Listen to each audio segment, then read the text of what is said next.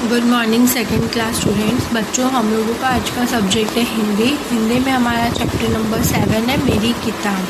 हम लोग ये पढ़ेंगे, बट उससे पहले आपको हमारा जो यूट्यूब चैनल है इसको please like share and subscribe करिए, जिससे आपको डेली अपडेट्स मिलते रहें। ठीक है, तो चैप्टर का नाम मेरी किताब। देखिए, माँ ने वीरू को एक संदेश देकर अपनी बहन के पास भेजा। मौसी ने प्यार से वीरू को अंदर बुलाया और बैठक में ले गई। बैठक में कदम रखते ही वीरू अचरज से ठिठक गई। उसने सोचा, बाप रे, इतनी सारी किताबें। देखिए, माँ ने वीरू को संदेश देकर अपनी बहन के पास भेजा। ठीक है, तो वीरू अपनी मौसी के पास गई और उसको वहाँ पे उसकी मौसी ने बैठक में ले गई और वो देखी कि वहाँ पे इतनी सारी किताबें हैं। वहाँ नीचे से ऊपर तक किताबों से भरे खाने वाली 2 लंबी दीवारें थी। वह आंखें फाड़े देख रही थी। ठीक है, वहाँ पे बहुत सारी किताबें थी अलग अलग खाने में, तो वो आंखें फाड़ के देख रही थी। अंत में उसने साहस करके पूछा, क्या आपके पास बच्चों के लिए भी किताबें हैं? फिर उसने अपनी मौसी से पूछा कि मौसी, आपके पास बच्चों के लिए भी किताबें हैं? मौसी ने कहा, हाँ, ये देखो, ये वाला खाना और ये वाला। उन्होंने फिर बताया कि ये वाले खाने में और ये वाले खाने में किताबें हैं बच्चों की। वीरू ने हैरानी से कहा, इतनी ढेर सारी किताबें, मेरे पास तो इतनी किताबें नहीं है। फिर वीरू ने बोला कि इतनी सारी किताबें मेरे पास तो नहीं है। मौसी ने कहा, यदि तुम चाहो तो मैं पढ़ने के लिए तुम्हें कुछ किताबें दे सकती हूँ। तुम्हें किस तरह की किताबें सबसे अधिक पसंद है?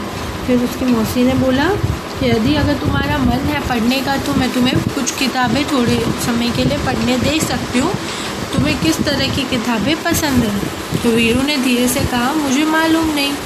उसने धीरे से कहा, मुझे तो नहीं पता। मौसी ने किताब निकालकर वीरू को पकड़ाई और कहा, तुम ये किताब पढ़कर देखो। वीरू घबराकर पीछे हटी और बोली, बाप रे, ये तो बहुत मोटी है।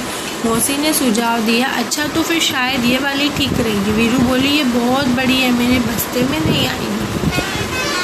पहले तो उसको मौसी ने एक किताब दी तो वो बोली वो बहुत मोटी है। फिर दूसरी दी तो वो बोली कि यह बहुत बड़ी है, मेरे बस्ते में ही नहीं आएगी। मौसी ने एक तीसरी किताब दिखाई और इसके बारे में क्या ख्याल है, ऐसा पूछा। ठीक है, वीरू ने किताब के पन्ने पलटे और यह फैसला किया, इसमें पढ़ने के लिए बहुत कम है, इतनी छोटी छोटी तस्वीरें और यह किताब बहुत पतली है। मौसी ने कहा, वीरू, मुझे तो लगता है कि मैं तुम्हारे लिए किताब नहीं चुन सकती।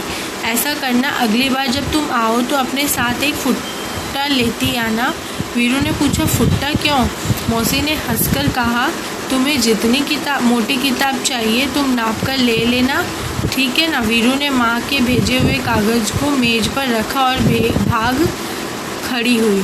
देखिए क्या हुआ। उसकी मौसी ने बोला कि अगली बार तुम एक फुट्टा लेके आना, क्योंकि मैं तुम्हारा इसमें मदद नहीं कर सकती और मैं नहीं पहचान सकती कि तुम्हें कौन सी किताब चाहिए। ठीक है, क्योंकि जो तीसरी किताब थी ना, तो वो छोटी थी और पतली थी और छोटी छोटी तस्वीरें थे। तो वीरू की मौसी ने बोला कि मुझे तो लगता है कि मैं तुम्हारी मदद नहीं कर सकती। ठीक है, अगली बार तुम फुट्टा लेती आना। और तो उसने पूछा, फुट्टा क्यों मौसी? तो उसने बोला, तुम जितनी मोटी किताब चाहिए तो तुम नाप के ले लेना। तो वीरू ने जो माँ का कागज़ था वह नीचे मेज़ पे रखा और भाग खड़ी हुई और वो खड़ी हो गई। ठीक है, मतलब आ गई फटाफट। और ये PDF आप लोगों को मिल जाएगी। ठीक है, इसमें से आपको कुछ नहीं करना है, ये किताबें हैं। एक बार मैं बता देती हूँ, ये तो ऐसे ही है। इनमें से आपको जो किताब पढ़नी है आप वो लिख सकते हो। ठीक है, क्वेश्चन आंसर्स आपको मिल जाएंगे PDF में से। अब हम लोग ये देखते हैं, आओ खेले अंत्याक्षरी। अब तक तो तुमने बहुत सारे शब्द सीख लिए होंगे। आओ शब्दों की अंताक्षरी खेले, देखिए तुम कितने शब्द बना पाते हो। शुरुआत हम कर देते हैं। किताब, बंदर, रस्सी, सीमा, मछली, लड्डू, ढक्कन, नल। ऐसे करके आपको ये लिखने हैं। ठीक है ना? वीरू की अब ये तो आपका आ जाएगा उसमें PDF में, आप लोग कर लीजिएगा। ठीक है बच्चों।